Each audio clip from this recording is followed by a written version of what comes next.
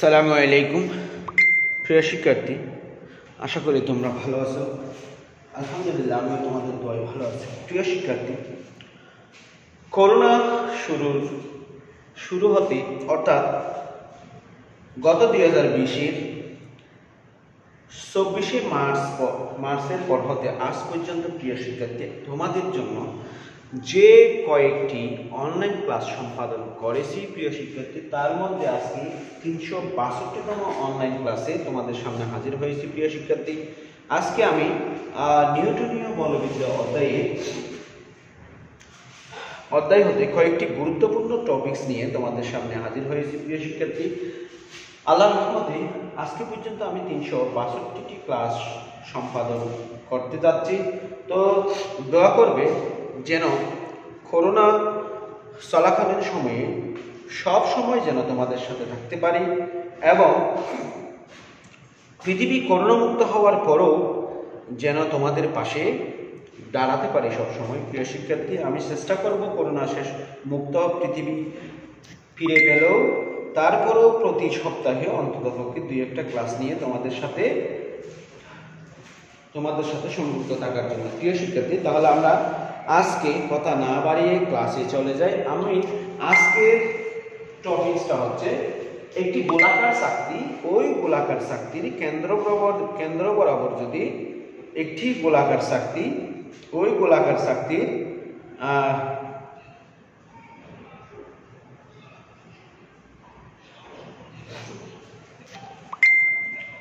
একটি গোলাকার চাকতির কেন্দ্র বরাবর যদি একটি অক্ষ স্থাপন করি, তাহলে সেই অক্ষের সাপেক্ষে চাকতিটির জড়তার ভ্রামক এবং চক্রগতির ব্যাসার্ধ নির্ণয় করব। আমি আবার বলতেছি, যদি একটি গোলাকার সুষম পাতলা চাকতি নিই এবং চাকতির কেন্দ্র বরাবর একটি অবিলম্ব অক্ষ স্থাপন করি, সেই অক্ষের সাপেক্ষে চাকতিটির জড়তার ভ্রামক বের করব। প্রিয় শিক্ষার্থী, একদম ইজি জিনিস, একটু দেখার চেষ্টা করব, বোঝার চেষ্টা করব। তোমরা একটু মনোযোগী হলেই এই টপিকসটা বুঝতে পারবে, এত কঠিন জিনিস নয়।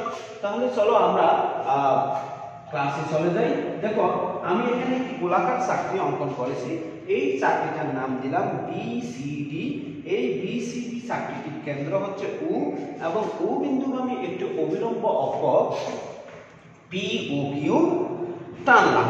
এই POQ এর সাপেক্ষে আমরা চাকতিটির জড়তার ভ্রামক এবং চক্রগতির ব্যাসার্ধ নির্ণয় করব। কার সাপেক্ষে? POQ বা কেন্দ্রগামী অক্ষ POQ এর সাপেক্ষে BCD চাকতিটির কি আঁকবো? চক্রগতির ব্যাসার্ধ এবং জড়তার ভ্রামক নির্ণয় করব। প্রিয় শিক্ষার্থী, একদম ইজি জিনিস। দেখো, আমরা মনে করে নিলাম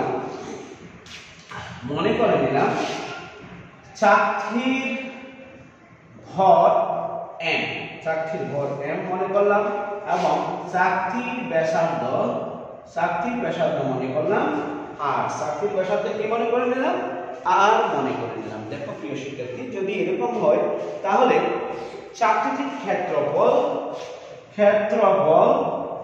হবে a ইকুয়াল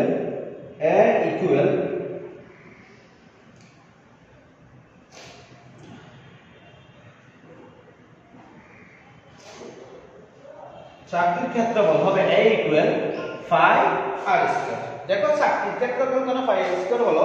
প্রিয় শিক্ষার্থী, তোমরা জানো চাকতি এক ধরনের বৃত্তের অংশ বা বৃত্তাকার একটি জিনিস চাকতি। তাহলে আমরা বৃত্তের ক্ষেত্রফল কত জানি? কেউ কি বলতে পারবে বৃত্তের ক্ষেত্রফল কত? দেখি, তোমরা যদি বৃত্তের ক্ষেত্রফল সম্পর্কে জানো তাহলে একটু আমাকে কমেন্ট বক্সে জানাও বৃত্তের ক্ষেত্রফল কত। দেখো প্রিয় শিক্ষার্থী, বৃত্তের ক্ষেত্রফল যদি বৃত্তের ব্যাসার্ধ যদি r হয়, তাহলে বৃত্তের ক্ষেত্রফল অবশ্যই phi r স্কয়ার হবে। বৃত্তের ক্ষেত্রফল অবশ্যই কি স্কয়ার হবে? phi r স্কয়ার হবে। প্রিয় শিক্ষার্থী, যারা আমার সাথে সংযুক্ত আছো তোমাদের সবাইকে ধন্যবাদ। যারা সংযুক্ত আছো তোমরা না বুঝতে অবশ্যই আমাকে কমেন্ট করে জানাবে। আমি চেষ্টা করব সর্বোচ্চতায় তোমাদের ভালো কিছু দেওয়ার জন্য। আর তোমরা যারা বিজ্ঞান বিভাগের শিক্ষার্থী সংযুক্ত আছো, তোমরা অবশ্যই তোমাদের নাম, রোল, শ্রেণী কমেন্ট বক্সে আমাকে কমেন্ট করে জানাবে। আর আমার যারা ফেসবুক শুভাকাঙ্ক্ষী সংযুক্ত আছেন তাদেরকে অন্তরের অনুষ্ঠিত থেকে ধন্যবাদ জানাচ্ছি। গুরুত্বপূর্ণ কয়েকটি টপিকস নিয়ে আলোচনা করব। সেখানে প্রথম টপিকস হচ্ছে চাকতির কেন্দ্রে অবিলম্ব সাপেক্ষে চাকতির জড়তার ঘনত্ব কি চক্রগতির ব্যাসার্ধ নির্ণয় করো। দেখো আমি এখানে একটি চাকতি নিলাম, এই চাকতিটার নাম দিলাম BCD। এই চাকতিটির কেন্দ্র হচ্ছে U এবং এই চাকতিটির কেন্দ্রগামী অক্ষ হচ্ছে POQ। এখন দেখো এই চাকতিটির ব্যাসার্ধ হচ্ছে R, চাকতিটির ব্যাসার্ধ হচ্ছে কত R, এবং চাকতিটির ভর কল্পনা করলাম ক্যাপিটাল M। চাকতিটির ক্ষেত্রফল হবে 5r²। এখন দেখো চাকতিটির একক ক্ষেত্র হলে দেখো চাকতিটির ক্ষেত্রফল যদি m হয়, সরি ভর যদি m হয়, ক্ষেত্রফল যদি πr² হয়, তাহলে m ভরের চাকতির ক্ষেত্রফল πr²। সুতরাং একক ভরে চাকতির ক্ষেত্রফল হবে, দেখো m ভরে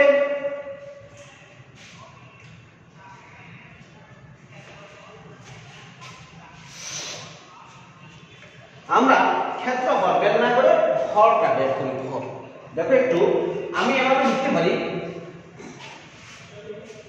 πr²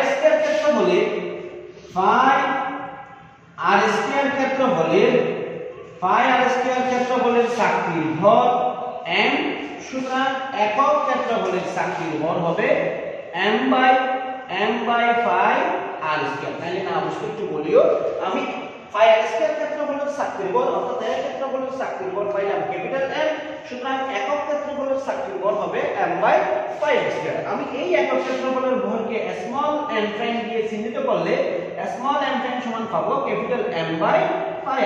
এটিকে 1 নং সমীকরণ দিলাম। আমি টোটাল চাকতিটার একটি একক অংশের একক ক্ষেত্রফলে ভর নির্ণয় করলাম। একক ক্ষেত্রফলে কি নির্ণয় করলাম? ভর নির্ণয় করলাম। এখন দেখো প্রিয় শিক্ষার্থী, আমি চাকতি হতে বা চাকতির কেন্দ্র হতে দেখো কেন একটু দেখবা, আমি চাকতির কেন্দ্র হতে x দূরত্বে, দেখো x দূরত্বে একটি রিং কল্পনা করলাম। রিংটা ছিল রিং মানে হচ্ছে আংঠা বা আংটি, অর্থাৎ আমি একটি গোলাকার ক্ষুদ্র অংশ কল্পনা করলাম x দূরত্বে। U বিন্দু হতে x দূরত্বে একটি গোলাকার ক্ষুদ্র অংশ কল্পনা করলাম। এই গোলাকার ক্ষুদ্র অংশের পুরুত্ব হচ্ছে dx। পুরুত্ব হচ্ছে কত? dx। তাহলে এই dx অংশে আংটি বা রিংটার ভর কত সেটা আমরা বের করব। dx অংশের আংটিটার বা রিংটার ভর কত সেটা আমাকে বের করতে হবে। রিং এর ভর বের করতে গেলে আমাকে প্রথমে রিং এর 4D বের করতে হবে। রিং এর কি বের করতে হবে? 4D বের করতে হবে। রিং মানে একটি বৃত্তাকার অংশ। এখানে সেই রিংটির ব্যাসার্ধ ছিল x। সুতরাং রিং এর 4D কত হবে? দেখো অক্ষ হতে বা U বিন্দু হতে x দূরত্বে একটি ক্ষুদ্র রিং, একটি x দূরত্বে একটি dx পুরুত্বে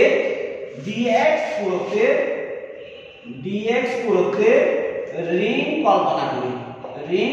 কল্পনা করি। তাহলে আমরা দেখতেছি যে অক্ষ বা U বিন্দু হতে x দূরত্বে একটি dx পুরুত্বে রিং কল্পনা করছি। সুতরাং রিং এর পরিধি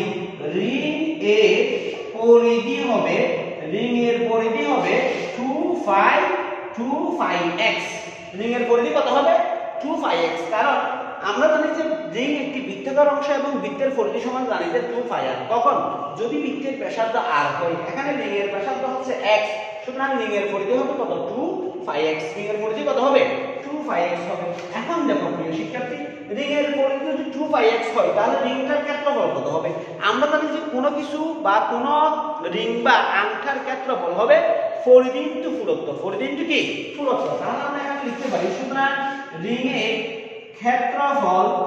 এর ক্ষেত্রফল সমান পরিধি ইনটু পুরুত্ব। পুরুত্ব কত এখানে? তাহলে পরিধি ছিল 2πx, পুরুত্ব ছিল dx। তাহলে টোটাল পাবো 2πx dx পাবো। অর্থাৎ এই কালো অংশটা ক্ষেত্রফল হচ্ছে 2πx dx। এখন দেখো প্রিয় শিক্ষার্থী, আমরা কিছুক্ষণ আগে এই টোটাল চাকতিটির একক ক্ষেত্রফলের ভর m' সমান পাইছিলাম, স্মল m' সমান পাইছিলাম ক্যাপিটাল M/πr²। 5r² 5 কি স্কয়ার r² এটি পেয়েছিলাম এক নং সমীকরণে। এখন আমি এই ক্ষেত্রফলটার ভর বের করব, এই ক্ষেত্রফলটা। সুতরাং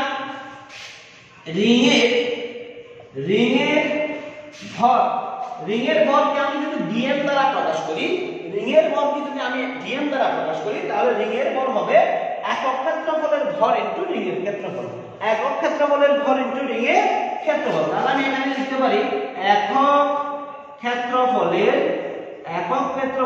ভর ইনটু রিংয়ের ক্ষেত্রফল। দেখো প্রিয় শিক্ষার্থী, একদম ইজি জিনিস, না বুঝলে আমাকে অবশ্যই কমেন্ট বক্সে জানাবে, আমি সর্বোচ্চটাই চেষ্টা করব তোমাদেরকে বুঝিয়ে দেওয়ার জন্য। প্রিয় শিক্ষার্থী, অনেক সহজ একটা জিনিস এবং অনেক গুরুত্বপূর্ণ একটা জিনিস। তোমরা যারা আমার সাথে সংযুক্ত আছো অবশ্যই তোমরা আমাকে কমেন্ট বক্সে জানাবে, আর যারা আমার সহকর্মী এবং আমার বন্ধুরা এবং আমার ফেসবুক শুভাকাঙ্ক্ষীরা যারা আমার সাথে সংযুক্ত আছেন সবাইকে ধন্যবাদ জানাচ্ছি। তাহলে দেখো, আমি এখন একটু ক্যালকুলেশনে যাব। তাহলে একক ক্ষেত্রফলের ভর কত পাইলাম? আমি এখানে রিংয়ের ভরকে dm দ্বারা প্রকাশ করছিলাম, dm।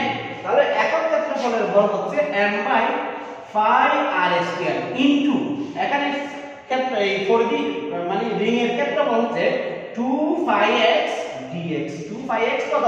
dx। এখানে 5 কাটা যাবে, তাহলে বাকি থাকবে কত? আমি একটু দেখো, 2M/r² x dx, 2M/r² x dx। দেখো এটা ছিল m/5r² ইনটু 2πx dx, 5 কাটাকাটি যাবে, এখানে থাকবে m/r², এখানে 2 থাকবে, এগুলো ধ্রুবক রাশির জন্য আমি একসাথে নিয়ে আসছি 2M/r² x dx, 2M/r² dx x dx। এখন দেখো প্রিয় শিক্ষার্থী, আমি যদি এই ক্ষুদ্র অংশটি p ও q অক্ষের সাপেক্ষে জড়তার ভ্রামক বের করি, কোন ক্ষুদ্র অংশটি dx প্রত্যেক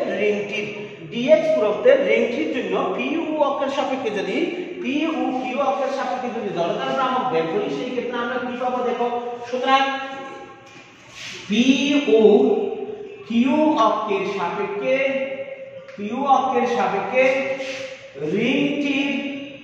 রিংটির জড়তার ভ্রামক, দেখো ক্ষুদ্র অংশটির জড়তার ভ্রামক অবশ্যই ক্ষুদ্র হবে। আমি ক্ষুদ্র অংশটির জড়তার ভ্রামককে di দ্বারা চিহ্নিত করলাম। তাহলে আমরা জানি জড়তার ভ্রামক সমান কিন্তু ভর ইনটু r², ভর ইনটু কি স্কয়ার r²। এখানে অক্ষতে রিংটির দূরত্ব হচ্ছে x, তাহলে ভর ইনটু x² হবে। ভর ছিল dm ইনটু x²। দেখো dm সমান আমরা কি পাইছিলাম? 2M/r² x dx ইনটু কি স্কয়ার x²। আশা করি বুঝতে পারছো, না বুঝতে আমি আবার বলতেছি।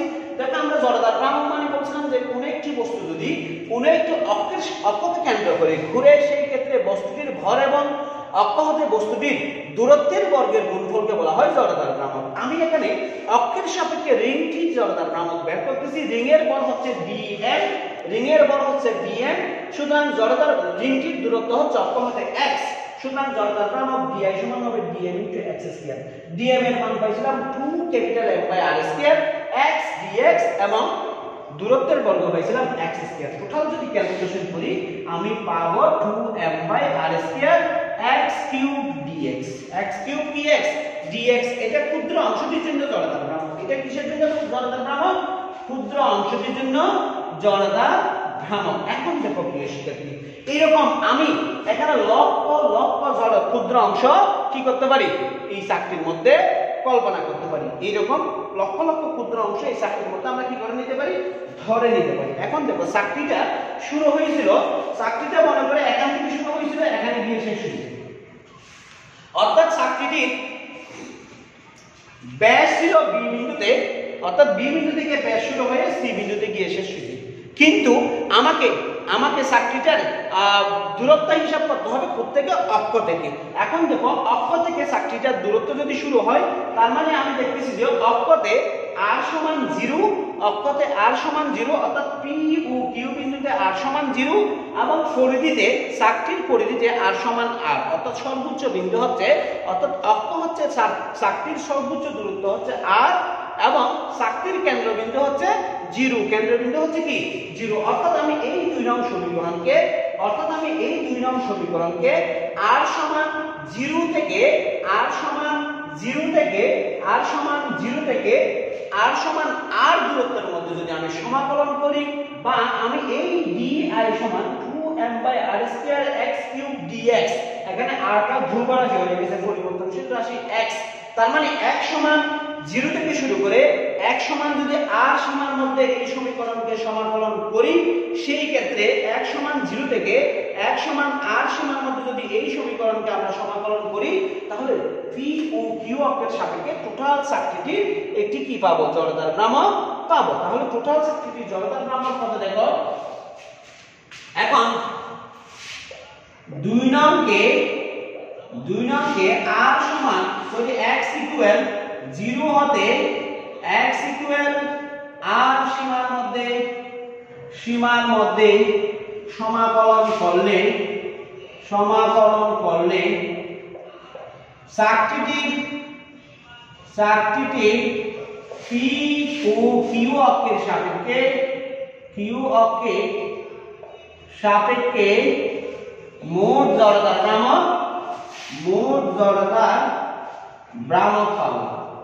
ভ্রামক পাওয়া যাবে। মোট জড়তার ভ্রামক কি করা যাবে, পাওয়া যাবে। তাহলে মোট জড়তার ভ্রামক কত দেখো কাইন্ডলি,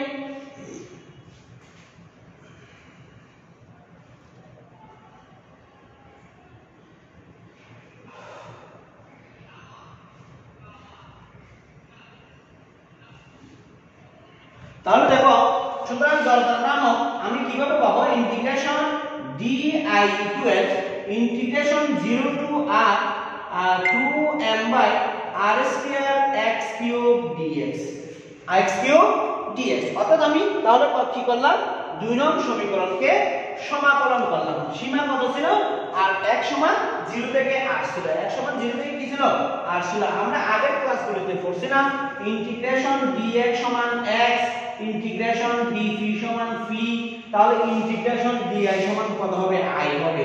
এখন দেখো এগুলি ধ্রুব রাশি, এগুলো একটু বের করে দিই।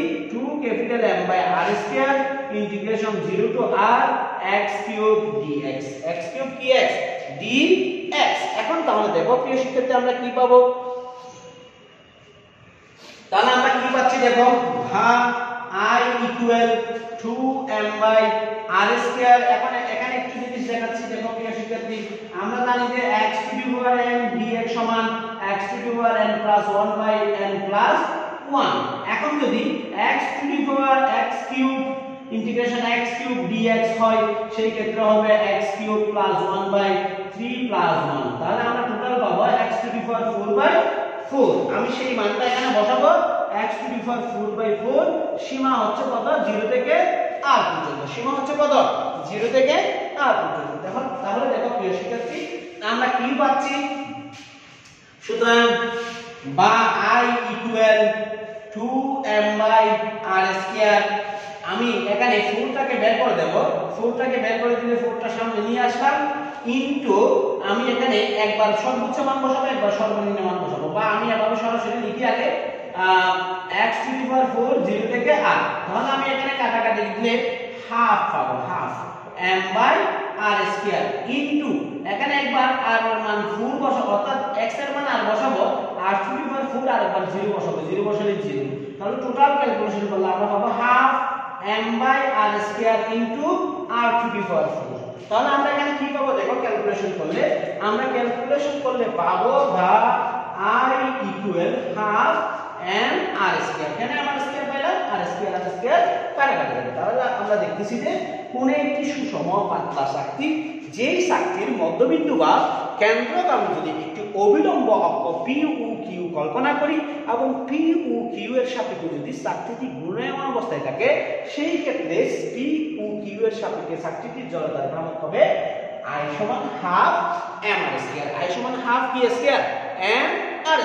এবং আমরা গতকালকে দেখাইছিলাম যে যদি শক্তিটি কেন্দ্রবিন্দুগামী বা অক্ষ বা সেন্ট্রাল এক্সিস বরাবর কি না হয়ে এক্সিসের সাপেক্ষে ঘূর্ণায়মান অবস্থায় না থেকে ব্যাসের সাপেক্ষে ঘূর্ণায়মান অবস্থায় থাকে, অর্থাৎ কেন্দ্রবিন্দুগামী অক্ষের সাপেক্ষে ঘূর্ণায়মান অবস্থায় না থাকে ব্যাসের সাপেক্ষে ঘূর্ণায়মান অবস্থায় থাকলে সেই ক্ষেত্রে আমরা জড়তার সূত্রাঙ্ক পেয়েছিলাম I সমান 1/4 mr²। প্রিয় শিক্ষার্থী তোমরা একটু মনে রাখবে, কারণ এটা আমরা পরবর্তীতে ম্যাথমেটিক্যাল সমস্যা সমাধান করার জন্য এই সূত্রগুলি আমরা কি করব, প্রয়োগ করব। দেখো প্রিয় শিক্ষার্থী, তাহলে আমরা জড়তার ভ্রামক পেয়ে গেলাম, এখন আমি একটু চক্রগতির ব্যাসার্ধ পাবো।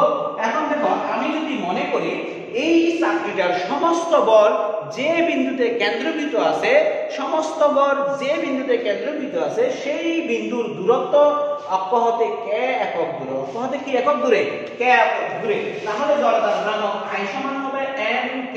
আমি বিস্তারিত আলোচনা করতেছি না, কারণ চক্রগতির ব্যাসার্ধ নিয়ে এর আগে অনেকবার আলোচনা করছি। এখন দেখো তাহলে এখানে পাচ্ছি I সমান mk², এখানে পাচ্ছি I সমান হাফ mr²। তাহলে এই দুইটা ইকুয়েশন থেকে আমরা লিখতে পারি mk² equal half mr², mm চলে যাবে, বাকি থাকবে k² ইকুয়াল r²/2।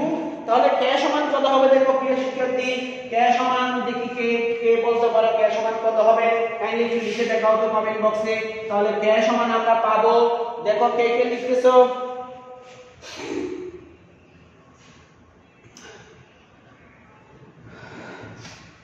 দেখো আমরা k সমান পাবো √r²/2।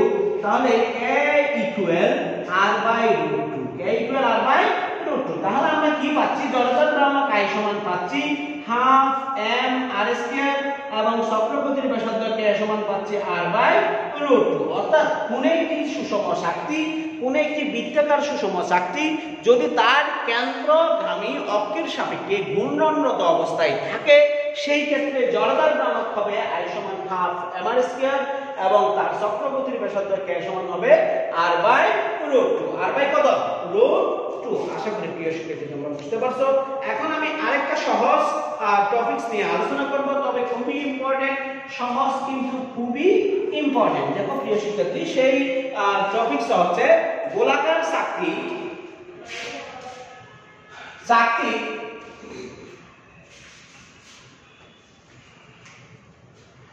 দেখো গোলাকার চাকতি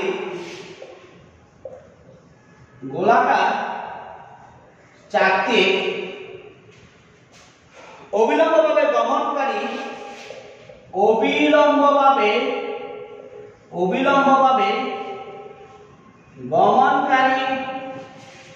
স্পর্শকে দেখো গোলাকার চাকতি অবিলম্বভাবে গমনকারী স্পর্শকের সাপেক্ষে জড়তার ভ্রামক ও চক্রগতির ব্যাসার্ধ। প্রিয় শিক্ষার্থী একদম ইজি জিনিস, একটু বোঝার চেষ্টা করবা। আগেরটার মতন হুবহু, তবে সামান্য পার্থক্য আছে। আমরা আগেরটাতে বলছিলাম যে চাকতিটির কেন্দ্র বরাবর অক্ষ গমন করবে এবং সেই অক্ষর সাপেক্ষে চাকতিটি ঘূর্ণায়মান অবস্থায় থাকবে, কিন্তু এখানে বলা হচ্ছে যে গোলাকার একটি চাকতি নেব, সেই চাকতি অবিলম্বভাবে গমনকারী স্পর্শকের সাপেক্ষে আমাকে কি বের করতে হবে, জড়তার ভ্রামক বের করতে হবে। দেখো কাইন্ডলি আমি একটু চাকতিটা এখানে আঁকতেছি। এখানে চাকতিটা মনে করে এরকম একটা চাকতি, এটা তার কেন্দ্র, এই কেন্দ্রে ও বিন্দুটি হচ্ছে তার কেন্দ্র এবং ও বিন্দু বরাবর একটি অক্ষ নিলাম, সেই অক্ষটার নাম দিলাম PQ এবং আমি দেখো আমি কি করলাম, একটি অবিলম্বভাবে অঙ্কিত একটি স্পর্শক টানলাম, স্পর্শক টানলাম। দেখো আমি এটার নাম দিলাম, মনে করো AB, এটার নাম দিলাম কি AB এবং এটার নাম দিলাম PQ। তাহলে আমরা এখানে দেখতেছি যে AB অক্ষ যেটি চাকতিটির কেন্দ্র বরাবর গমন করতেছে, ঠিক ওই চাকতিটির পরিধির সাথে একটি লম্বভাবে স্পর্শক টানছি, সেই স্পর্শকের নাম হচ্ছে PQ এবং স্পর্শকটি ব্যাসার্ধ পরিমাণ দূরত্ব অবস্থান করে। কি পরিমাণ দূরত্ব অবস্থান করে? ব্যাসার্ধ পরিমাণ দূরত্বে অবস্থান করে এবং এই ক্ষেত্রে আমরা জড়তার ভ্রামক বের করব। এখন দেখো প্রিয় শিক্ষার্থী, এটা বের করতে গেলে আমাকে একটু উপপাদ্যের গুণের মধ্যে চলে যেতে হবে। আমরা দুই ধরনের উপপাদ্য পেয়েছিলাম, একটা লম্ব অক্ষ উপপাদ্য আর একটা সমান্তরাল অক্ষ উপপাদ্য। আমরা লম্ব অক্ষ উপপাদ্যের ক্ষেত্রে বলছিলাম যে কোন একটি সমান্তরিক বা কোন একটি সমতল পাত, যে পাতের দুইটি লম্ব অক্ষের সাপেক্ষে বা যে সুষম পাতটির দুইটি লম্ব অক্ষের সাপেক্ষে জড়তার ভ্রামকের সমষ্টি যা হবে, পাতটির অবিলম্ব অক্ষ বরাবর জড়তার ভ্রামক তা হবে। এটা ছিল লম্ব অক্ষ উপপাদ্য। আর সমান্তরাল অক্ষ উপপাদ্যের ক্ষেত্রে আমরা বলছিলাম যে যদি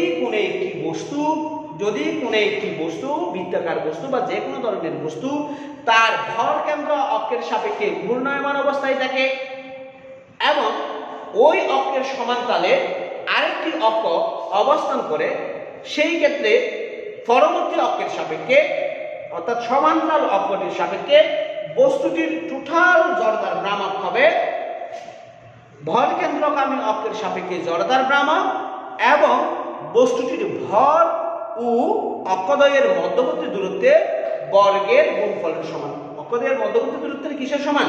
বর্গের গুণফলের সমান। তাহলে এখানে চাকতিটির ক্ষেত্রেও একই রকম ঘটনা ঘটতেছে। একটা হচ্ছে কেন্দ্রগামী অক্ষ, একটা হচ্ছে কি অক্ষ? কেন্দ্রগামী অক্ষ, আরেকটা হচ্ছে ওই কেন্দ্র থেকে একটি নির্দিষ্ট দূরত্বে সমান্তরাল অক্ষ। এখন আমি এই পি কিউ অক্ষের সাপেক্ষে জড়তার ভ্রামক বের করব। সুতরাং পি কিউ অক্ষের সাপেক্ষে জড়তার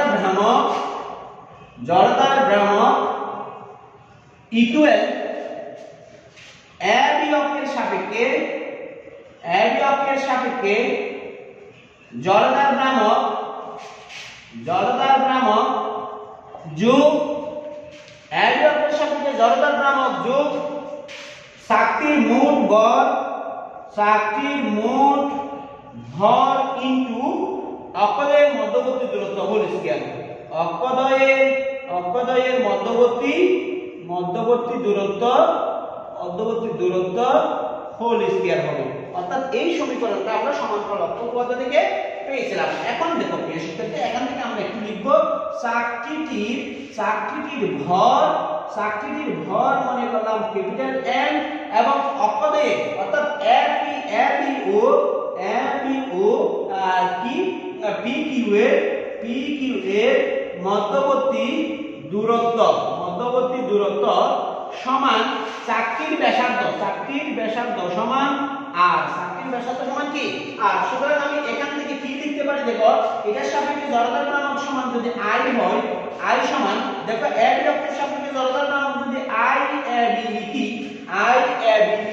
তাহলে আই এবি প্লাস চাকতিটির মোট ভর যদি ক্যাপিটাল এম হয় এবং এদের মধ্যবর্তী দূরত্ব যদি আর হয়, তাহলে I AB plus M R square হবে। আই এবি প্লাস কি স্কয়ার হবে? এম আর স্কয়ার হবে। এটা 1 নং সমীকরণ দিয়ে চিহ্নিত করে রাখলাম। কয় নং সমীকরণ দিয়ে চিহ্নিত করে রাখলাম? 1 নং সমীকরণ দিয়ে চিহ্নিত করে রাখলাম। তাহলে দেখো প্রিয় শিক্ষার্থী, একদম ইজি একটা জিনিস। দেখো এখন দেখো এবি অক্ষের সাপেক্ষে, এবি মানে কেন্দ্রগামী অক্ষের সাপেক্ষে কিছুক্ষণ আগেই আমরা পেয়েছিলাম আই এবি সমান আমরা পেয়েছিলাম half M R square. I AB সমান কি পেয়েছিলাম? হাফ এম আর স্কয়ার পেয়েছিলাম। হাফ এম আর স্কয়ার যদি হয়, এটা যদি 2 নং সমীকরণ হয়, তাহলে আমরা 1 ও 2 হতে লিখতে পারি আই ইকুয়াল আই এবি এর মান পেয়েছিলাম half M R square plus M R square. Half M R square plus কি স্কয়ার? M R square. এখন দেখো প্রিয় শিক্ষার্থী, আমি যদি একটু ক্যালকুলেশন করি, সেই ক্ষেত্রে আমরা কি পাই? দেখো আমি এখানে লসাগু দিলাম 2, তাহলে এখানে থাকবে M R square plus 2 M R square সমান 3/2 এম আর স্কয়ার হবে। অর্থাৎ যদি কোন একটি চাকতি তার স্পর্শক অবিলম্ব স্পর্শক বরাবর অবিলম্ব স্পর্শকের সাপেক্ষে কোন একটি চাকতি অবিলম্ব স্পর্শকের সাপেক্ষে ঘূর্ণায়মান অবস্থায় থাকে, কোন একটি চাকতি অবিলম্ব স্পর্শকের সাপেক্ষে ঘূর্ণায়মান অবস্থায় থাকে, সেই ক্ষেত্রে জড়তার ভ্রামক হবে I সমান 3/2 m r স্কয়ার। I সমান 3/2 m r স্কয়ার। আমরা জড়তার ভ্রামক পেয়ে গেলাম। এখন আমরা একটু চক্রগতির ব্যাসার্ধ দেখব। দেখো প্রিয় শিক্ষার্থী, আমি যদি চক্রগতির ব্যাসার্ধ হিসাব করি, সেই ক্ষেত্রে জড়তার ভ্রামক দাঁড়াবে m k square. m k square K I সমান m k স্কয়ার। এই দুটো সমীকরণ থেকে যদি আমি তুলনা করি তাহলে পাবো m a square equal 3/2 mr square. mm কাটাকাটি যাবে, বাকি থাকবে k square equal 3/2 r square. আমি যদি রুট করি তাহলে k সমান পাবো √3/2 r। √3/2 কি? অর্থাৎ কোন একটি চাকতি যদি তার স্পর্শক অর্থাৎ অভিলম্ব স্পর্শকের সাপেক্ষে ঘূর্ণায়মান অবস্থায় থাকে সেই ক্ষেত্রে চক্রগতির ব্যাসার্ধ হবে √3/2 ইনটু r। √3/2 ইনটু আশা করি প্রিয় শিক্ষার্থী তোমরা বুঝতে পারছো কিভাবে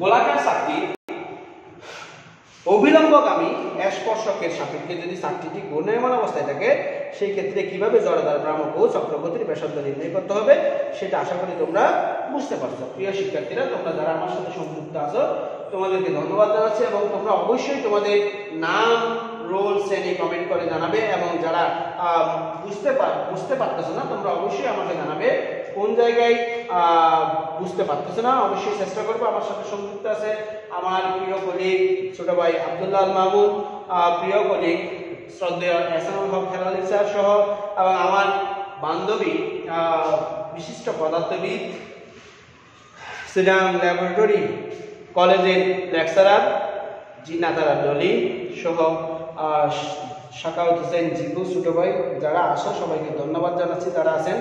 তো যা শিক্ষার্থী তোমাদের আবারও বলতেছি তোমরা না বুঝলে আমাকে অবশ্যই কমেন্ট করে জানাবে। আমি আরেকটা লাস্ট একটা টপিকস নিয়ে আলোচনা করার পর আজকের আলোচনা শেষ করে দেব। এই আলোচনাটা বা এই টপিকসটা একটু কঠিন, আমি চেষ্টা করব খুব সহজে বুঝিয়ে দেওয়ার জন্য। প্রিয় শিক্ষার্থী, তোমরা যারা বুঝবে না অবশ্যই আমাকে কমেন্ট বক্সে জানাবে, আমি সব বুঝতে চেষ্টা করব। দেখো এতক্ষণ আমরা চাকতি নিয়ে আলোচনা করছি। কি নিয়ে আলোচনা করছি? চাকতি। এখন আমি একটি গোলক নিয়ে আলোচনা করব। গোলক তো চিনো, আমরা ফুটবল যেটি খেলি সেই ফুটবলটা একটি গোলক, অর্থাৎ যে বস্তুটির হিসাব করার জন্য ক্ষেত্রফল বা নির্ণয় করার জন্য অর্থাৎ আয়তন নির্ণয় করার জন্য ত্রিমাত্রিক ব্যবস্থা দরকার হয়। কয় মাত্রিক ব্যবস্থা দরকার হয়? ত্রিমাত্রিক ব্যবস্থা আয়তন নির্ণয় করার জন্য, অর্থাৎ যাকে পরিমাপ করার জন্য তিনটি মাত্রার দরকার হয়, সেটাকে গোলক বলি আমরা। যেমন ফুটবল কিন্তু এক ধরনের গোলক, এটা দৈর্ঘ্য প্রস্থ উচ্চতা আছে। আমরা মেয়েদের গোলক নিক্ষেপ দেখি যখন আমাদের কলেজে বা যে কোনো শিক্ষা প্রতিষ্ঠানে যখন কি হয় ওই যে বার্ষিক ক্রীড়া প্রতিযোগিতা হয় সেই ক্ষেত্রে মেয়েদের গোলক নিক্ষেপ, ছেলেদের গোলক নিক্ষেপ, সেই গোলকগুলি দুই ধরনের হতে পারে। নিরেট গোলক হতে পারে, ফাঁপা গোলক হতে পারে। ফাঁপা মানে কি? যেমন ফুটবলটা কিন্তু ফাঁপা গোলক, এটা ওই যে উপরের পৃষ্ঠটা আছে ভিতরে কিন্তু ফাঁপা বাতাস থাকে, ভিতরে কি থাকে? বাতাস থাকে। কিন্তু মেয়েরা বা ছেলেরা ক্রীড়া অনুষ্ঠানের সময় যে গোলকগুলি নিক্ষেপ করে সেগুলি কিন্তু ফাঁপা নয়, সেগুলি কিন্তু অনেক ভারী, তার ভিতরে কি থাকে? ভরাট করা থাকে। এই জন্য এগুলিকে বলা হয় নিরেট গোলক। এই জন্য এগুলিকে কি বলা হয়? নিরেট গোলক বলা হয়। এখন নিরেট গোলকে তার ব্যাসকে অক্ষ করে ঘুরতে থাকলে নিরেট গোলক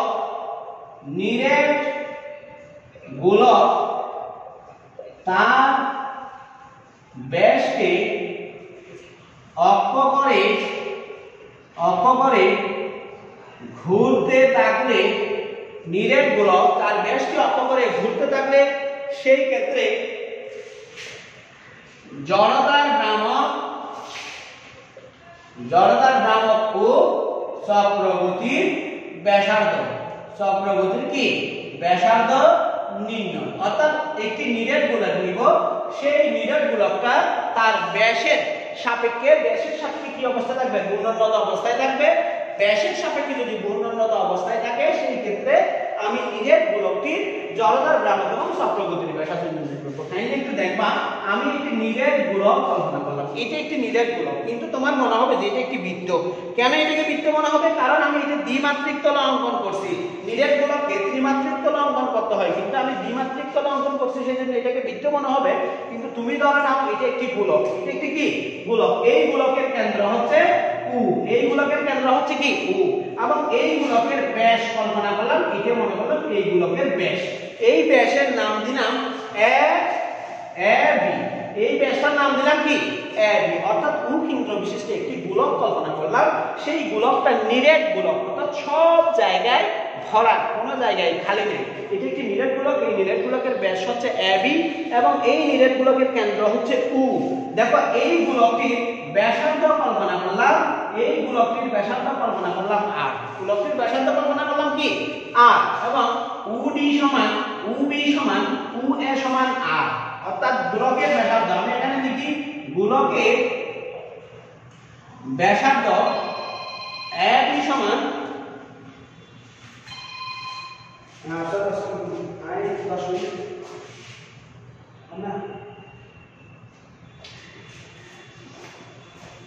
তাহলে আমরা লিখতে পারি উ এ ইকুয়াল উ বি ইকুয়াল উ ডি ইকুয়াল আর, এবং গোলকের ভর কল্পনা করলাম এম, গোলকের ভর কি কল্পনা করলাম এম কল্পনা করলাম, অর্থাৎ গোলকটি ব্যাস ছিল এবি, এই এবি অক্ষের সাপেক্ষে গোলকটি ঘূর্ণায়মান অবস্থায় থাকবে এবং গোলকটির ব্যাসার্ধ হচ্ছে উ এ সমান উবি সমান উডি সমান আর, এবং গোলকটির ভর কল্পনা করলাম কি, গোলকটির ভর কল্পনা করলাম কি এম, গোলকটির ভর কল্পনা করলাম এম। এখন দেখো প্রিয় শিক্ষার্থী, গোলকটির ভর যদি এম হয় তাহলে গোলকের আয়তন থাকে, গোলকের কি থাকে আয়তন। দেখো প্রিয় শিক্ষার্থী, তোমরা তো নিশ্চয়ই গোলকের আয়তন সম্পর্কে জানো, গোলকের ব্যাসার্ধ যদি আর হয় তাহলে গোলকের আয়তন হবে, কে কে বলতে পারো দেখি গোলকের আয়তন কত হবে সেটা একটু কমেন্ট বক্সে জানাও দেখি, তোমরা কে কে বলতে পারো, কে কে লিখতে পারো। তাহলে আমরা দেখতেছি গোলকের আয়তন সমান 4/3 পাই আর কিউব, 4/3 কি আর কিউব পাই আর কিউব, অর্থাৎ 4/3 পাই আর কিউব আয়তনের ভর ক্যাপিটাল এম, 4/3 পাই আর কিউব আয়তনের ভর হচ্ছে ক্যাপিটাল এম। সুতরাং একক আয়তনে ভর হবে m/4/3 পাই আর কিউব, m/4/3 পাই আর কিউব। এটাকে যদি আমি এই ভরটাকে যদি আমি m প্রাইম দিয়ে চিহ্নিত করি, স্মল m প্রাইম দিয়ে চিহ্নিত করি, তাহলে একক আয়তনের ভর m প্রাইম সমান 3m/4 পাই আর কিউব, 3m/4 পাই কি কিউব আর কিউব। অর্থাৎ গোলকটির সমস্ত ভর যদি ক্যাপিটাল M হয় সেই ক্ষেত্রে গোলকটির শুধুমাত্র একক আয়তনের ভর হবে 3M/4 পাই আর কিউব, 4 পাই কি কিউব আর কিউব। এখন দেখো প্রিয় শিক্ষার্থী, আমি কেন্দ্র হতে x দূরত্বে, কেন্দ্র হতে কত দূরত্বে x দূরত্বে একটি পাতলা চাকতি বিবেচনা করব, এবং চাকতিটি এবি ব্যাসের সাপেক্ষে অবিলম্বভাবে ঘুরবে, চাকতিটি এবি ব্যাসের সাপেক্ষে কিভাবে ঘুরবে অবিলম্বভাবে ঘুরবে। আমি আবার বলতেছি, আমি উ বিন্দু হতে x দূরত্বে একটি চাকতি কল্পনা করব, ঠিক এরকম একটি চাকতি কল্পনা করব, উ বিন্দু হতে x দূরত্বে এরকম একটি চাকতি কল্পনা করব। এই চাকতিটা দেখো, এই চাকতিটা উ বিন্দু হতে এই চাকতির কেন্দ্র C,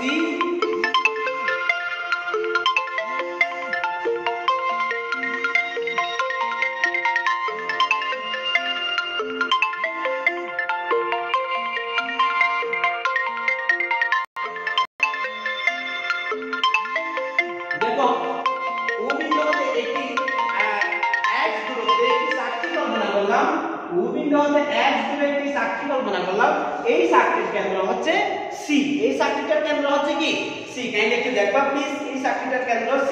তাহলে আমি এখন CD যোগ করলাম, কি যোগ করলাম CD যোগ করলাম। তাহলে আমি একটা ত্রিভুজ পাবো, OCD একটি ত্রিভুজ পাবো, OCD একটি কি পাবো ত্রিভুজ পাবো। এই OCD ত্রিভুজ হতে আমি OCD ত্রিভুজ থেকে চাকতিটির ব্যাসার্ধ CD সমান বের করব।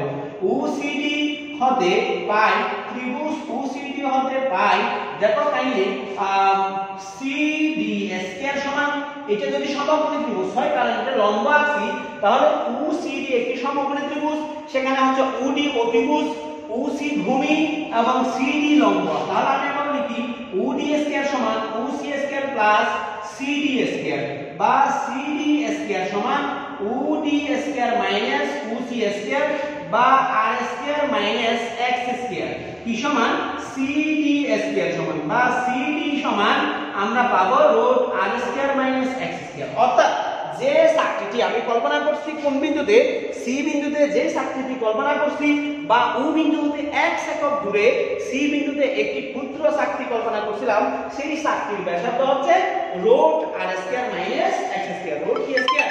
আর স্কয়ার মাইনাস x স্কয়ার আমরা কল্পনা করে নিলাম। এখন দেখো প্রিয় শিক্ষার্থী, চাকতিটির ক্ষেত্রফল কত হবে? চাকতিটির ক্ষেত্রফল কত হবে? চাকতি একটি বৃত্তাকার অংশ, চাকতি একটি কি অংশ? বৃত্তাকার অংশ। সুতরাং দেখো আমি এখানে একটু লিখে রাখলাম, CD সমান আমরা পাইলাম root r square minus x square. সুতরাং চাকতির ক্ষেত্রফল হবে, চাকতির ক্ষেত্রফল হবে পাই ইনটু ব্যাসার্ধ স্কয়ার। পাই ইনটু কি স্কয়ার? ব্যাসার্ধ স্কয়ার। তাহলে পাই ইনটু ওই এটার স্কয়ার হবে, এটা কি হবে? পাই ইনটু, তাহলে আমরা পাবো কি পাবো? দেখো আমরা পাবো pi into root r square minus x square whole square. এটা কাটাকাটি হবে, তাহলে বাকি থাকবে pi into r square minus x square. Pi into কি square? R square minus x square. তাহলে দেখো প্রিয় শিক্ষার্থী আমরা কি পাচ্ছি? দেখো আমরা ওই চাকতিটির সূত্র ক্ষুদ্র অংশটির আমরা একটা ক্ষেত্রফল পাইলাম। সেই ক্ষেত্রফল আমরা পাইছি পাই into r square minus x square. এখন আমরা চাকতিটির আয়তন বের করব। চাকতিটির কি বের করব? আয়তন বের করতে হবে, কারণ আমাকে চাকতিটির ভর বের করতে হবে কত। চাকতিটির আয়তন যদি আমি বের করতে যাই, তাহলে আমাকে জানতে হবে চাকতিটির পুরুত্ব কত ছিল। এই চাকতিটির পুরুত্ব ছিল, দেখো চাকতিটির পুরুত্ব মনে করলাম dx। সুতরাং চাকতির পুরুত্ব dx হলে, চাকতির পুরুত্ব dx হলে চাকতির আয়তন হবে, চাকতির আয়তন সমান ক্ষেত্রফল ইনটু dx। ক্ষেত্রফল ইনটু কি? dx। সুতরাং আমরা লিখতে পারি ক্ষেত্রফল ইনটু dx হলে, তাহলে আমরা লিখতে পারি কি? ক্ষেত্রফল হচ্ছে pi r square minus x square dx। Pi r square minus x square dx। তাহলে আমরা চাকতিটির আয়তন পেয়ে গেলাম। এখন ওই চাকতির ভর নির্ণয় করব। ওই চাকতির কি নির্ণয় করব? ভর নির্ণয় করব। দেখো চাকতির ভর যদি নির্ণয় করি, সুতরাং চাকতির ভর সমান, চাকতির ভরকে যদি আমি dm কল্পনা করি, চাকতির ভর dm সমান হবে, দেখো ভর সমান হবে এই চাকতির ক্ষেত্রফল ইনটু একক আয়তনের ভর। চাকতির ক্ষেত্রফল যদি কি কিসের ভর? একক আয়তনের ভর। তাহলে আমি এখানে লিখতে পারি চাকতির ক্ষেত্রফল ইনটু একক আয়তনের ভর। একক আয়তনের ভর। দেখো চাকতির ক্ষেত্রফলের সাথে যদি আমি একক আয়তনের ভর গুণ দিই, তাহলে আমরা এখানে পাবো pi r square minus x square dx into একক আয়তনের ভর আমরা পাইছিলাম কি? 3m/4 পাই আর কিউব। 3m/4 কি আর কিউব পাইছিলাম? পাই আর কিউব পেয়েছিলাম। তাহলে আমরা টোটাল এখানে ক্যালকুলেশন করলে আমরা কি পাবো? দেখো kindly,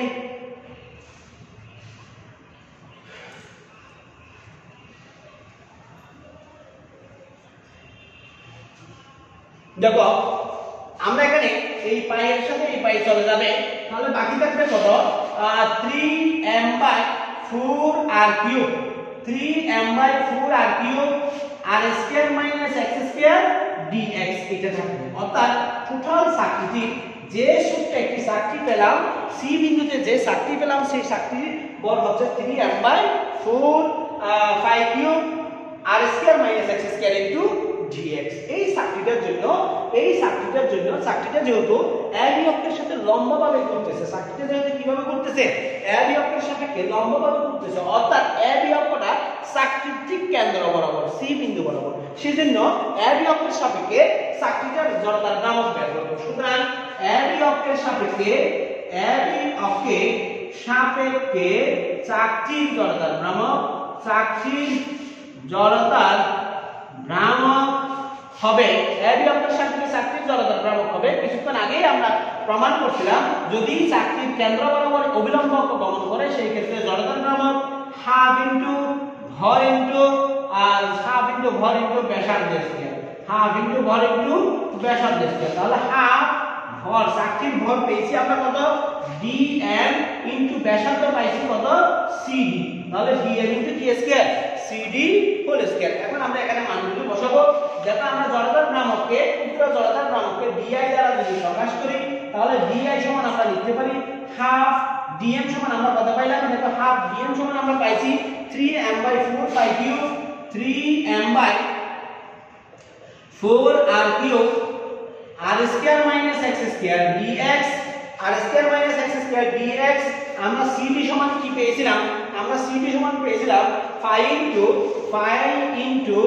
r square minus x square, তাহলে এখানে cd স্কয়ার সমান হোল স্কয়ার হবে। cd স্কয়ার সমান কি হবে? হোল স্কয়ার হবে। কাইন্ডলি একটু দেখো প্রিয় শিক্ষার্থী, তাহলে আমরা cd সমান পেয়েছিলাম road r square minus x square, road r square minus x square, এটাই পেয়েছিলাম আমরা, road r square minus x square পেয়েছিলাম। তাহলে স্কয়ার আর রোড কাটাকাটি যাবে, বাকি থাকবে কি? এটা যদি আমি গুণ করে ফেলি 3m/8r3, এখানে কাটাকাটি গেলে বাকি থাকবে r square minus x square into r square minus x square dx। আমি একটু ভেঙে ভেঙে লিখতেছি প্রিয় শিক্ষার্থী, তোমরা যাতে সহজেই বুঝতে পারো, কঠিন জিনিস না বুঝলে তোমাদের ক্ষতি, সেজন্য আমি চেষ্টা করতেছি সহজভাবে বোঝানোর জন্য। 3m/8r3 এটা যদি আমি গুণ করে দিই তাহলে r square minus x square whole square dx হবে। এখন দেখো প্রিয় শিক্ষার্থী, আমি এটাকে একটু সূত্রে নিয়ে যাব। 3m/8r3, 3m/8r3 এটা a স্কয়ার মাইনাস b স্কয়ারের সূত্র। প্রিয় শিক্ষার্থী, তোমরা তো সবাই a স্কয়ার মাইনাস b স্কয়ারের সূত্র জানো, একটু যদি a স্কয়ার মাইনাস b স্কয়ারের সূত্র জেনে দেখো তাহলে কমেন্ট বক্সে একটু লিখে দেখাও, দেখি তোমরা কে কে পারো। a মাইনাস b হোল স্কয়ারের সূত্র সবাই জানো, a মাইনাস b হোল স্কয়ারের সূত্র যদি জেনে দেখো তাহলে কাইন্ডলি একটু লিখে দেখাও। তাহলে দেখো a মাইনাস b হোল স্কয়ারের সূত্র হচ্ছে a square minus 2ab plus b square. আমি এটাকে লিখতে পারি, আমি একটু দ্বিতীয় বন্ধনে লিখতে পারি r square whole square minus 2 into r square x square plus x square whole square into dx বা 3m/8r3, এটা r to the power 4 minus 2r square x square plus x to the power 4 dx। অর্থাৎ এটাই হচ্ছে ক্ষুদ্র চাকতির জন্য কি ab অক্ষের সাপেক্ষে জড়তার ভ্রামক। ক্ষুদ্র চাকতির জন্য কিসের সাপেক্ষে জড়তার ভ্রামক? ab অক্ষের সাপেক্ষে জড়তার ভ্রামক। এখন দেখো প্রিয় শিক্ষার্থী, নিরেট গোলকটি অসংখ্য চাকতি দ্বারা পূর্ণ। এই নিরেট গোলকটি অসংখ্য চাকতি দ্বারা পূর্ণ।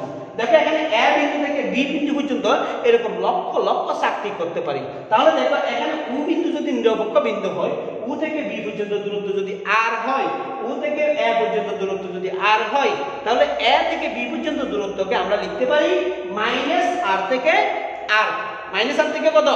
r, অর্থাৎ এখানে r এখানে r বলে 2r, তার মানে মাইনাস r। এটা যদি নিরপেক্ষ বিন্দু হয়, সংখ্যা রেখা কল্পনা করি, এটা যদি 0 হয় তাহলে 0 এর ডান পাশে r, 0 এর বাম পাশে মাইনাস r। তার মানে আমি যদি এই মাইনাস r থেকে r সীমার মধ্যে, মাইনাস r থেকে r সীমার মধ্যে এই সমীকরণকে সমাকলন করি তাহলে টোটাল জড়তার ভ্রামক পেয়ে যাব। নিরেট গোলকের জন্য টোটাল কি পাবো?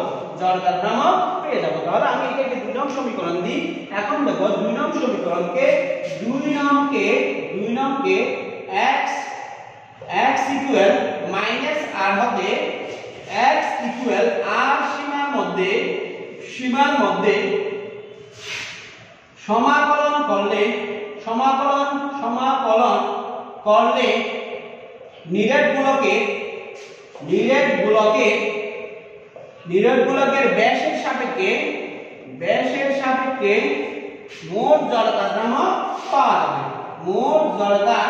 মোট জড়তার ভ্রামক পাওয়া যাবে। তাহলে দেখো প্রিয় শিক্ষার্থী, মোট জড়তার ভ্রামক সমান হবে integration di integration minus r থেকে r total tm/3m/8r3 r to the power 4 minus 2r square x square plus x to the power 4 dx। এখন দেখো প্রিয় শিক্ষার্থী, যেগুলি ধ্রুব রাশি আমি সেগুলিকে বের করে দেব, যেগুলি চলরাশি সেগুলিকে আমি ইন্টিগ্রেশন করব। তাহলে টোটাল আমরা এখানে কি পাচ্ছি দেখো 3m/8r3 আমি বের করে দিলাম। এখন আমি এগুলিকে একটু সেপারেট করে ডিফারেন্সিয়েট করব। আমি দ্বিতীয় বন্ধনী দিলাম, দেখো ইন্টিগ্রেশন মাইনাস r থেকে r, প্রথমে r to the power 4 dx minus integration r থেকে r 2r square x square dx plus integration minus r থেকে r x to the power 4 dx। দেখো প্রিয় শিক্ষার্থী, আমি কিন্তু এখানে তিনটা টার্ম আছে, আমি তিনটা টার্মকে পৃথক ভাবে কি করলাম, অন্তরীণ সমাকলন করার চেষ্টা করতেছি। এখন দেখো প্রিয় শিক্ষার্থী, আমি কি করব, এখন দেখো খুব সহজ ক্যালকুলেশনটা।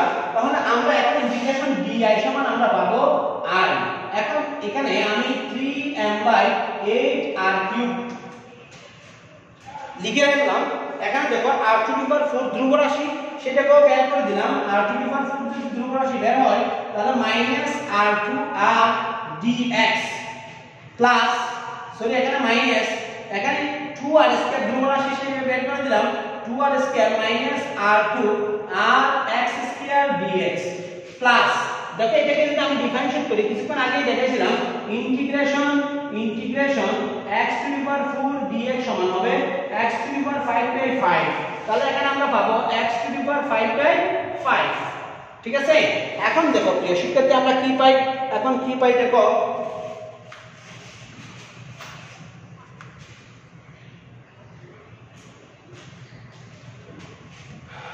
তাহলে সমান 3m/8r³।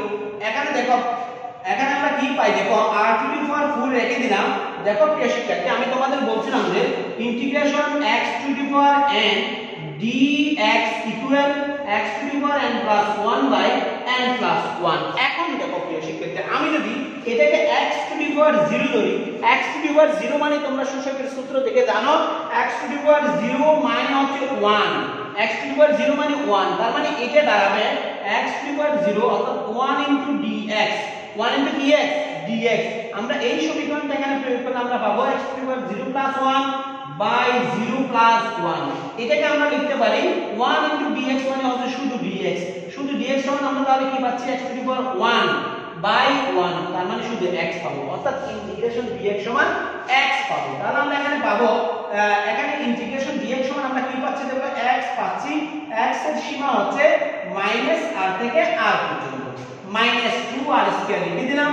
এটাকে ইন্টিগ্রেশন করলে আমরা পাবো x³/3 সীমা হবে -r থেকে r পর্যন্ত প্লাস দেখো এখানে সরি এখানে সীমা ছিল আমাদের, এখানে কি ছিল, সীমা ছিল -r থেকে r পর্যন্ত, তৃতীয় বন্ধনী শেষ করলাম। এখন দেখো আমি এখানে একইভাবে যদি আমি মানগুলি বসাই তাহলে আমরা মানগুলি পাবো ঠিক এরকম r⁵5/5 সূত্রের একটা মাইনাস আসবে, সূত্রের একটা কি আসবে মাইনাস আসবে, এবং এখানে আরেকটা মাইনাস আসবে, সেই মাইনাস হচ্ছে -r⁵5/5। কাইন্ডলি না বুঝতে আমাকে কমেন্ট বক্সে জানাও, আমি আবার বুঝিয়ে দেওয়ার চেষ্টা করব। এটা সহজ জিনিস, এটা তোমরা বোঝার কথা, সুতরাং আমি সেটা বিস্তারিত ব্যাখ্যায় যাচ্ছি না। এখন দেখো শিক্ষার্থী 3m/8r³ এখানে আমি ক্যালকুলেশন করব, ক্যালকুলেশন করলে r⁴ এটা সর্বোচ্চ মান হচ্ছে r, সূত্রের একটা মাইনাস আসবে এবং এখানে একটা মাইনাস আছে, সেই মাইনাসটা আমি বসাবো -r, এখানে দ্বিতীয় বন্ধনী দেব, আমি এখানে তৃতীয় বন্ধনী দিচ্ছি। দেখো -2r², এখানে একবার r এর মান বসাবো, দেখো r এর মান বসালে r³/2 সূত্রের মাইনাস এবং এখানে একটা মাইনাস আছে, সেই জন্য হবে -r³/2। তাহলে আমি যদি এখানে বন্ধনী শেষ করি তাহলে বাকি থাকতেছে তৃতীয় একটা পদ, সেই তৃতীয় পদটা হচ্ছে এখানে আমি ক্যালকুলেশন করব r⁵5/5 মাইনাস মাইনাসে প্লাস r⁵5/5, তৃতীয় বন্ধনী শেষ। এখন দেখো প্রিয় শিক্ষার্থী 3m/8r³ এখানে আমি ক্যালকুলেশন করব r⁴ এখানে r plus r plus r -2r², এখানে r³/2 প্লাস r³/2 হবে, এখানে টোটাল ক্যালকুলেশন করলে 2r⁵5/5 হবে, লসাগু নিলে 2r⁵5 কি হবে 5 হবে। তাহলে এখানে 3m/r³ ইনটু এখানে কি আসছে দেখি r⁴ ইনটু 2r ইনটু কত 2r মাইনাস এখানে 2r² ইনটু এখানে হবে 2r³/2 প্লাস 2r⁵5/5 হবে, তৃতীয় বন্ধনী শেষ। দেখো প্রিয় শিক্ষার্থী ক্যালকুলেশন গুলো একদম ইজি, এগুলো তোমরা খুব সহজেই করতে পারবে যারা সায়েন্সের স্টুডেন্ট, তোমাদের জন্য তো এই সমস্ত ছোটখাটো ক্যালকুলেশন তেমন কিছুই নয়। তাহলে আমরা দেখো আমরা কি পাচ্ছি, বা i = 3m/8r³, এখানে আমি ক্যালকুলেশন করব r⁵5 পাবো, এখানে যদি আমি ক্যালকুলেশন করি -2, এই 2 এর সাথে এই 2 চলে যাবে, তাহলে 2r⁵5 পাবো, 2r⁵5 এখানে আমাদের থাকবে প্লাস 2r⁵5/5 থাকবে। আমি ক্যালকুলেশনটা ক্লুজের পথে চলে যাচ্ছি, ক্যালকুলেশনটা খুব সহজ করে শেষের দিকে চলে যাচ্ছি প্রিয় শিক্ষার্থী।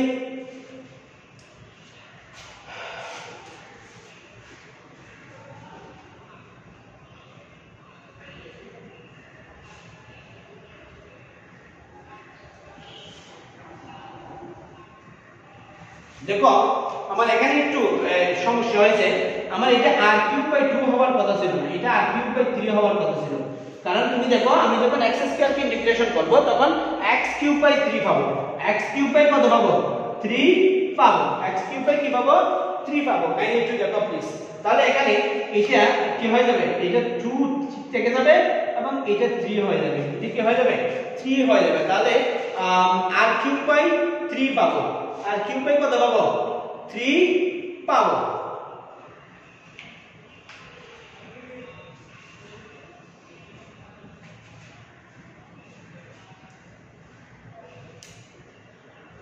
তাহলে আমরা টোটাল ক্যালকুলেশন করে কি পাচ্ছি দেখো, আমরা এখানে পাবো 4r⁵/3, 4r⁵ কি পাবো 3 পাবো। টোটাল ক্যালকুলেশনটা যদি আমি একটু করে আসি, আমরা টোটাল কি পাবো r⁵/4r⁵5/3 পাবো। তাহলে দেখো প্রিয় শিক্ষার্থী একদম ইজি একটা জিনিস, তোমরা খুব সহজে এই ক্যালকুলেশনটা সলভ করতে পারবা। তাহলে 3m/8r³ এখানে যদি আমি ক্যালকুলেশন করি 3 × 5 = 15, এখানে হবে 15r⁵5 মাইনাস এটা যেহেতু 5 তাহলে কত আসবে 4, এখানে 3 × 5 = 15, তাহলে আসবে 4 × 5 = 20 r⁵5 প্লাস এখানে 3 × 2 = 6 r⁵5 আসবে। তাহলে আমি যদি টোটাল ক্যালকুলেশন করি, আমরা ক্যালকুলেশন করলে আমরা কি পাবো দেখো, সমান 3m/8r³ আমি যদি ক্যালকুলেশন করি তাহলে দেখো আমরা টোটাল কি পাবো, এদিকে 15, এখানে 15 আর 6 21 r⁵5 মাইনাস 20 r⁵5, তাহলে টোটাল পাবো 3m/8r³। এখানে ক্যালকুলেশন করলে r⁵5/15, r⁵5 কত 15, এটা কাটাকাটি করলে 3 × 5 = 15, 3 × 5 কত 15, তাহলে বাকি থাকবে এখানে r² থাকবে। তাহলে আমরা টোটাল পাবো 1/40 mr², 1/40 কি স্কয়ার mr²। তাহলে প্রিয় শিক্ষার্থী এটাই হবে নিডেড গোলকের সাপেক্ষে, অর্থাৎ নিডেড গোলকের ব্যাসের সাপেক্ষে জড়তার ভ্রামক, নিডেড গোলকের ব্যাসের সাপেক্ষে কিসের ভ্রামক, জড়তার ভ্রামক। আজকে এই পর্যন্ত খুব কঠিন একটা টপিকস নিয়ে আলোচনা করলাম, কঠিন নয়, গাণিতিক হিসাবগুলি একটু জটিল, তো তোমরা গাণিতিক হিসাবগুলি আবার একটু করে নেবে, 2-3 বার করে যদি তুমি এটা দেখো তাহলে খুব সহজেই গাণিতিক হিসাবগুলি বুঝতে পারবে। আর ছোট ভাই রাসেল, হ্যাঁ এটা অবশ্যই ব্যবহার করা উচিত ছিল, কিন্তু গরিব মানুষ টাকা নেই, কি করব। তো ভালো থেকো সবাই, দোয়া করিয়েন। আজকে এই পর্যন্ত, আগামী ক্লাসে নতুন কিছু নিয়ে আলোচনা হবে, সে পর্যন্ত ভালো থেকো। আসসালামু আলাইকুম ওয়া রাহমাতুল্লাহ।